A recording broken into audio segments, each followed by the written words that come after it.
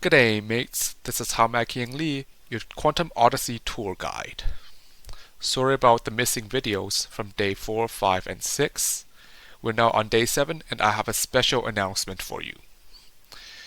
April the 14th is designated as International Quantum Day, scheduled to match the first few digits of the Planck constant, expressed in femtoelectron volts per hertz, to raise awareness on how quantum mechanics has shaped our modern lives, including the LED in your screen, the magnets that we use in our drivers and electric generation, and even how the sun operates to perform nuclear fusion and release solar energy, which would then be collected to convert into electrical energy by solar cells.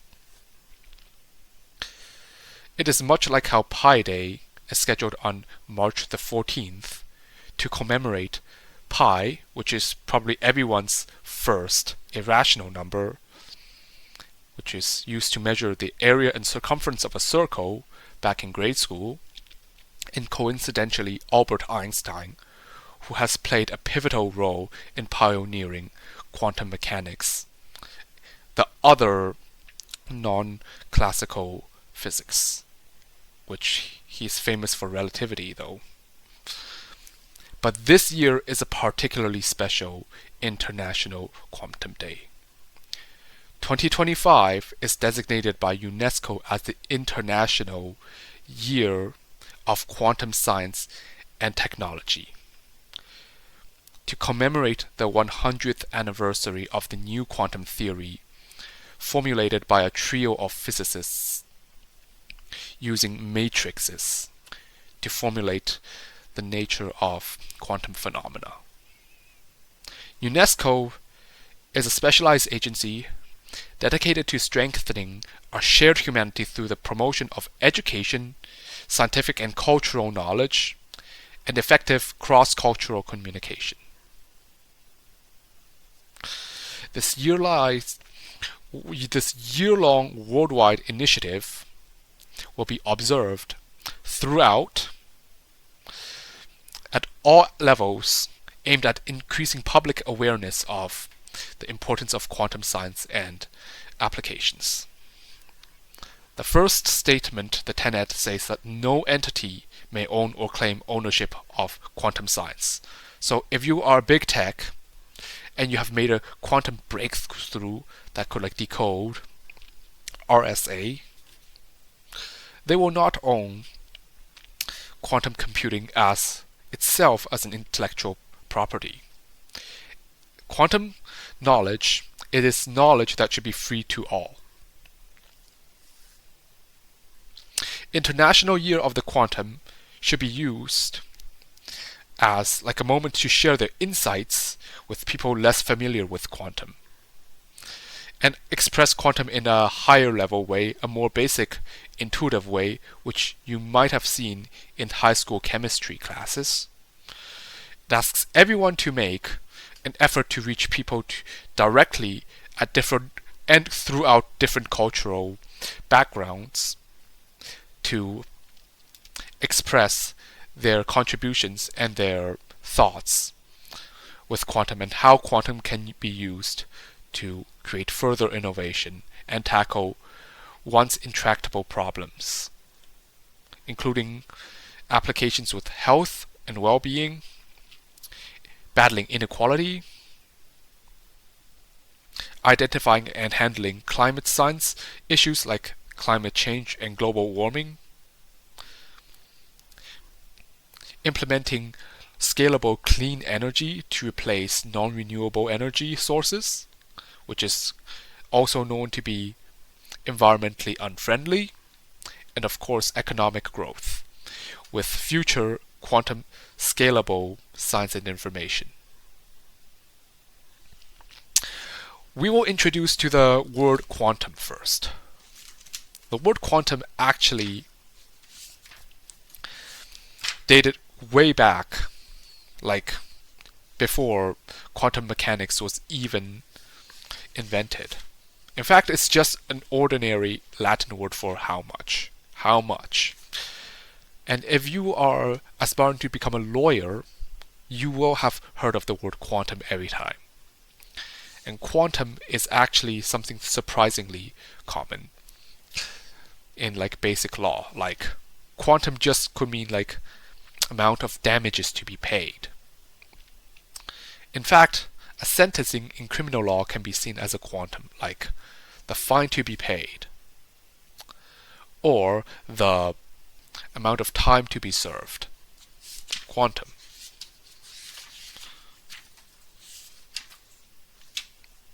The other use of quantum actually applies in classical computing that has absolutely nothing to do with the physics, hardware, and chemistry that is here to implement the classical computing transistor material, these stuff. But it is something that is entirely software oriented, like a quantum of time that is used in operating systems like round-robin schedulings. A quantum of time is used in preemptive scheduling systems used by operating systems to limit how much a task can continuously run before it has to give way for other tasks in the queue. Linux and Windows all use a preemptive scheduling algorithm, and their quantum are in the order of milliseconds, much like time sharing. But now, because of the reputation and the significance of quantum in quantum mechanics, the very word quantum immediately gives a reputation, a connotation of physics, esoteric maths. Einstein, E equals mc squared, and these pop culture stuff. And like magic sometimes, like you can use quantum to ensure that the cat is alive and dead at the same time. You can use quantum, let's say like for big rig, to phase through bridges and walls. Quantum relativity for the big rig to reverse at superluminal speeds, and able to communicate to faraway planets instantly with aliens. But nope, quantum just means amount of something. And it was first used by Max Planck to handle the case that light has to come in discrete packets. Indeed, quantum computing, the qubit, uses the word quantum in its literal sense, because when you measure a qubit, you can only measure 0 state or 1 state, not the in-between states, even though the qubit itself can be in superposition. It collapses to one of those observation states called eigenstates or computational states upon measurement. If you want to fully understand quantum mechanics and quantum computing, you have to understand both the mathematics of quantum mechanics, classical mechanics as well as the hardware that is used to implement quantum computing. And even like after 100 years, we haven't got like much in progress with utility quantum computing. And by the way, I have actually used an actual Qiskit computer last weekend to tackle the blue qubits challenge. It turned out to be a difficult challenge. I allocated all 10 minutes for running the fourth circuit on an actual quantum computer with over 1 million shots, and I am not able to find the peak value. What I found is random values each occurring exactly once in the list of all the shots. In fact, only six people ever managed to crack more than 3 of these peaked gates. So we are still a long way off. Okay, so this is the announcement regarding this very special day. The second thing I want to address is the format of the videos. The first few videos, I apologize for the rather choppy quality because that was done directly using the Zoom's record feature, and even though I have like a gaming laptop, I don't think it was like the bandwidth was good enough for me to provide a smooth experience for everyone. Therefore, I have changed how I record the future sessions slightly. So instead of directly using Zoom's record feature, now I'm using OBS and the crop tool to share the screen to provide you with a smoother experience, because I'm actually not live streaming this to like everyone around the globe. I'm pre-recording these sessions for you, but I might in the near future. Okay, so let's go on with our future plan so far.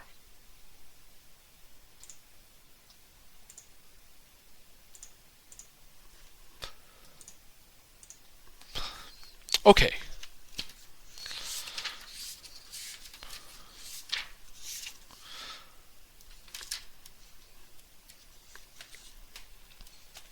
So today we will identify one of these constants, and then we will try to entangle one of those 2 qubits with today's session, because I've already like posted this thing on the first slide. So Planck's constant.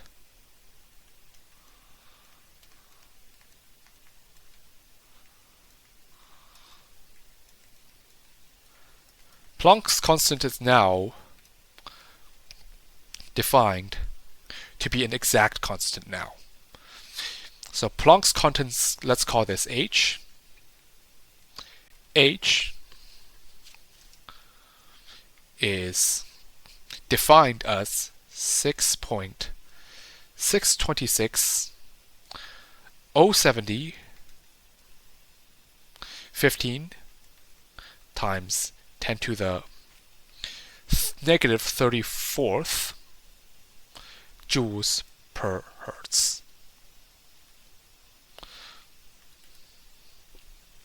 This is a very small quantity, and it already goes beyond the metric prefixes. You can also think of this as 6.626 070 15 times 10 to the minus 4th of a quectojoule per hertz.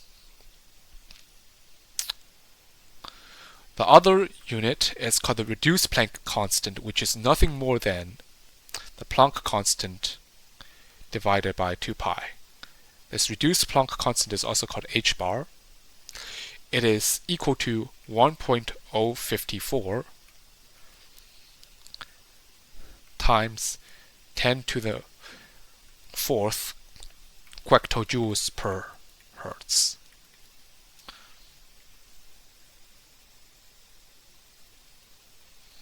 It is defined up to 8 digits of accuracy.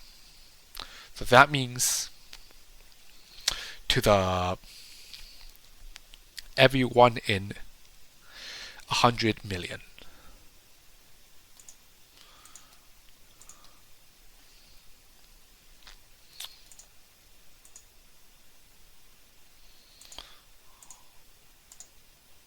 However, the Planck constant is better expressed in terms of the electron volts per hertz.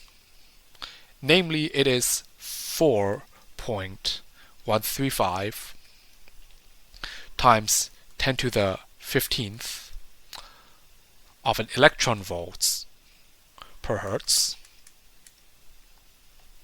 So electron volt is just a product of the electron charge, the elementary charge, and the volt. So it is the amount of potential difference that a positively charged particle of 1 e, the elementary charge, passeth through a potential difference of 1 volt. It's actually a unit of energy. Energy is just potential times charge. So joule is equal, so volts is joules per coulomb. The reduced Planck constant will be 582 times 10 to the 15th electron volts per hertz. So femto electron volts in a sense. Common equations that use these two, once you're introduced to quantum mechanics, at least, is this. The energy quanta is expressed as the Planck constant times the frequency of the light wave. The uncertainty principle states that the standard deviation of the position times the standard deviation of the momentum has to be above h bar over 2. Or in other words, it's just h per 4 pi. Likewise, the canonical commutation relationship, which is position momentum, is the imaginary h bar. But it's a matrix, so let's say it's a unit matrix.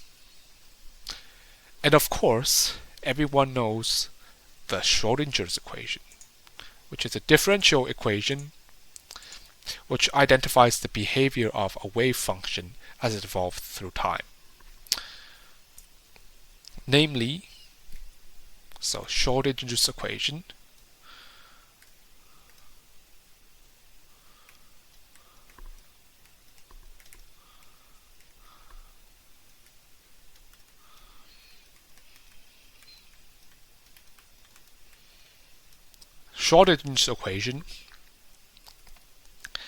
states that this: the imaginary Hamiltonian, the imaginary Planck, reduced Planck, time derivative of the wave function, which this wave function, you can think of it as a real or complex valued function as a vector or graph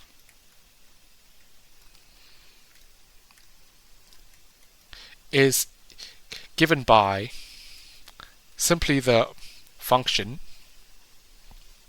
that has been evolved, being operated by an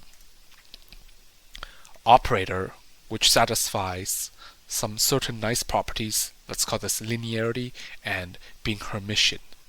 Hermitian just means that H is equal to the adjoint of H when you're dealing with cats and bras.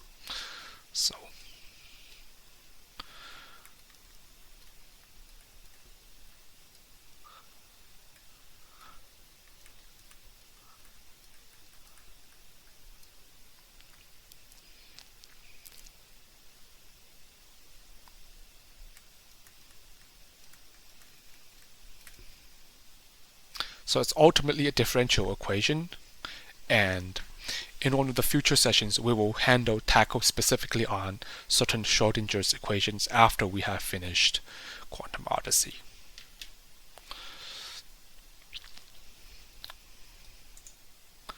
We will consider one more case, but this time it involves the other definition of quantum. So here is an example of the use of quantum outside of quantum mechanics. But this time it's just law instead. So this time let's do Toronto Standard Condominium Corporation number 1654 versus Trican Contract Incorporated.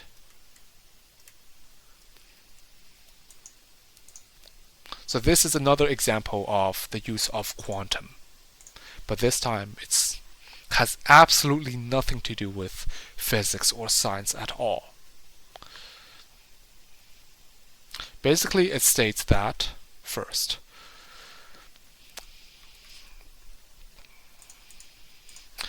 the plaintiff filed a statement of a claim. So, the plaintiff filed a statement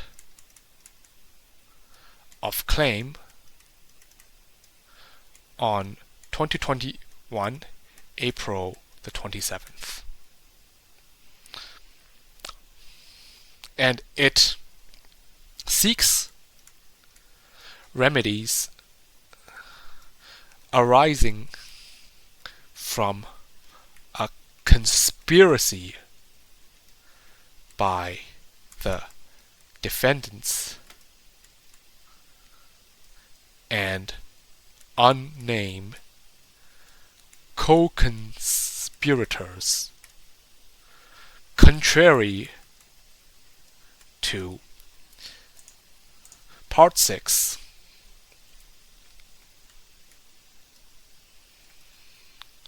of the Competition Act. This is another example of the word quantum.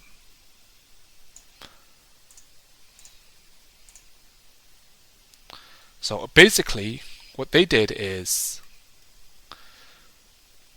the defendants conspired, agreed, or arranged with each other to commit fraud and rig bids for condo refurbish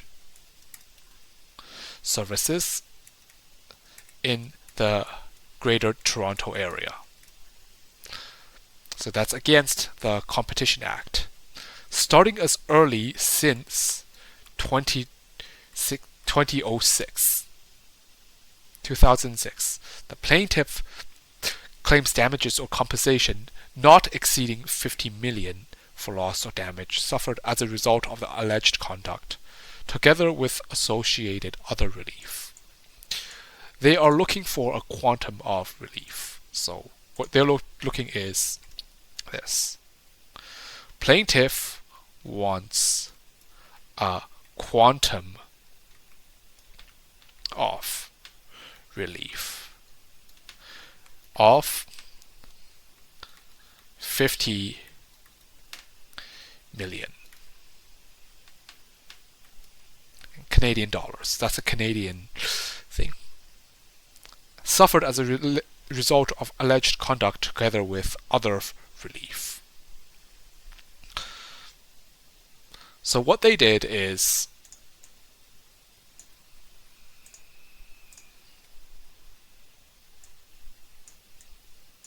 this. Let's put this up.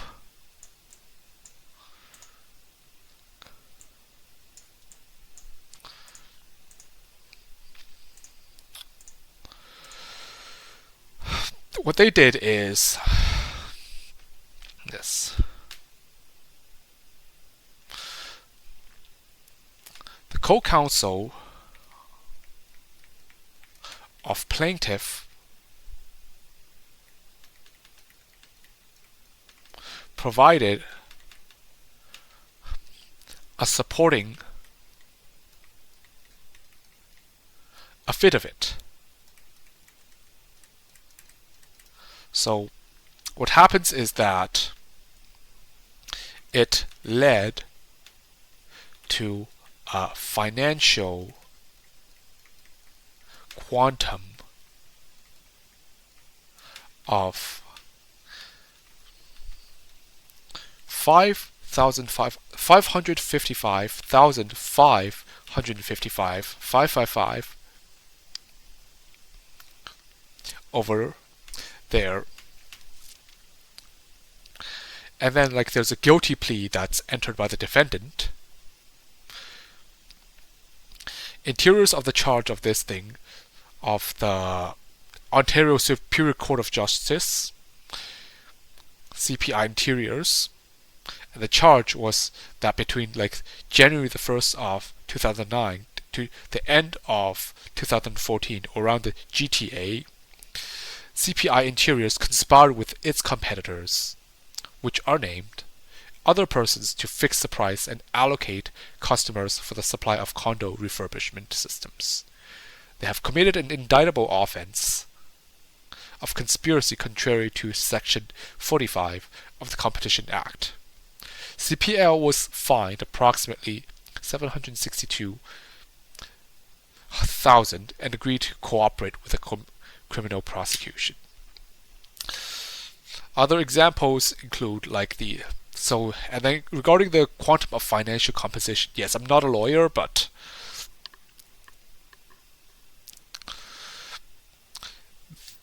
the Competition Bureau has arrived at a quantum of a fine that is recommended for public prosecutors, and ultimately, in the end, the class counsel also referred to Sheridan Chevrolet versus Dunzo Corporation to support the quantum of financial composition to the settlement, compared to the quantum of financial settlement with the presumed affected Canadian commerce, which is based on the relative sales of vehicles in the US and Canada, with the financial statements paid in parallel proceeding with the United States.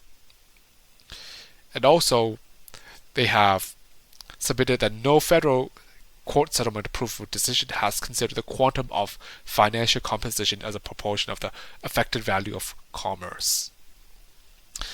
Ultimately, after like analyzing this case, this conspiracy and fraud case, the plaintiff wanted this first. Again, what they wanted is financial composition.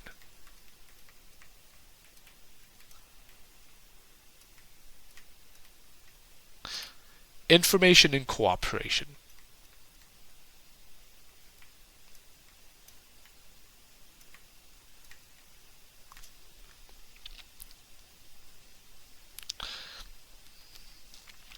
And that the court is satisfied that the quantum of the financial payment to be made by CPL Interiors in the amount of 555,000 is rational and justified. That proposed financial payment is satisfactory in the context of the agreed facts, slightly less than the original all fives. But here is an example of the word quantum in a legal document.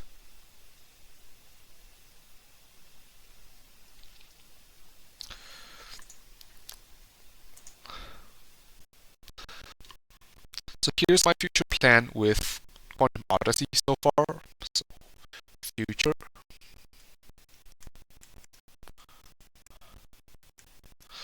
The first part is I will be able to finish Ring 1 by the end of this week.